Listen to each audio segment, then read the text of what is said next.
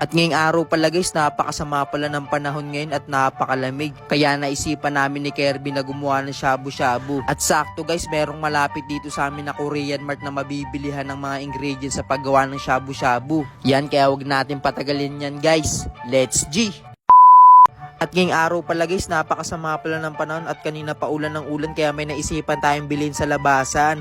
Yan, bibili pala tayo guys dito sa Korean Mart ng pang shabu-shabu. At located pala to guys sa sa Barangay Maguyam Silang Cavite. Yan, tabi lang pala ng Dali to yung Korean Mart na to. So pala guys, yung tapos na pala tayo bumili ng mga kailangan natin dito sa Korean Mart.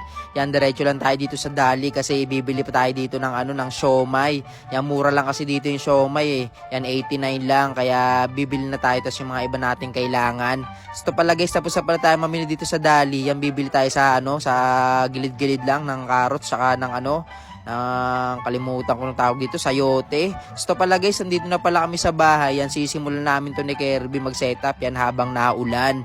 Yan, inabot na pala tayo ng gabi pero okay lang yan. Nabili naman natin yung mga kailanganin natin kaya goods na yan. Tapos to pala guys, buksan lang natin tong tofu. Yan, ngayon lang ako nakabili ng gantong tofu Napakalambot pala nito guys. Saka yung lasa nito, lasang taho. Yung nabibili yung yung may arnibal. Tapos ito pala, bumili rin pala tayo ng mushroom. Yan, hiniwa lang natin. Tapos ito yung siomay na binili natin kanina sa Dali. Yan, matigas-tigas yan. Tapos grab stick din. Para solid na solid talaga yung sabaw natin. Yan, bubuksan lang natin ng ganyan. Tapos iwain lang natin sa sa kalahati. Tapos yan, nagpainit pala tayo ng tubig. Yan, nilagay na natin dyan yung hiniwa nating sayote tsaka carrots.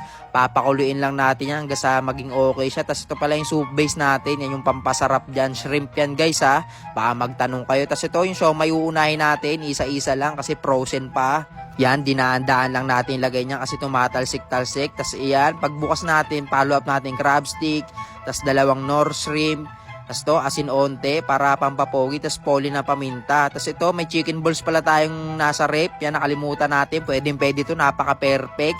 Tapos to, yung topo nilagay natin. Ganyan lang kabilis guys magluto ng shabu-shabu. Kaya di kayo mahihirapan. Wala nang mantigang ginamit dyan. Tapos yung huli, lalagay natin yung mushroom natin. Yung goods na yan guys. Talagang pambakbakan na yan. Talagang tutuldukan ka ngayong gabi niyan sa malamig na panahon. Tapos yan, lagay na natin dyan. Tignan nyo naman yan Talagang iniisip ko pa lang. Talagang finish ka dyan guys. Nga pala guys, testingin nyo tong recipe na to na shabu-shabu. Talagang uulit-ulitin nyo to sa sobrang sarap na ito. Napakanin pa nga dito si Kerry. Pero di tayo magkakanin kasi alam nyo na, diet tayo para pogi lang. Tapos yan banata natin tong chicken ball. Squid ball tuloy. Tapos yan guys, nilapag na pala natin yung camera natin para makabuelo na yung kain. Kaya hanggang dito na lang guys. Salamat!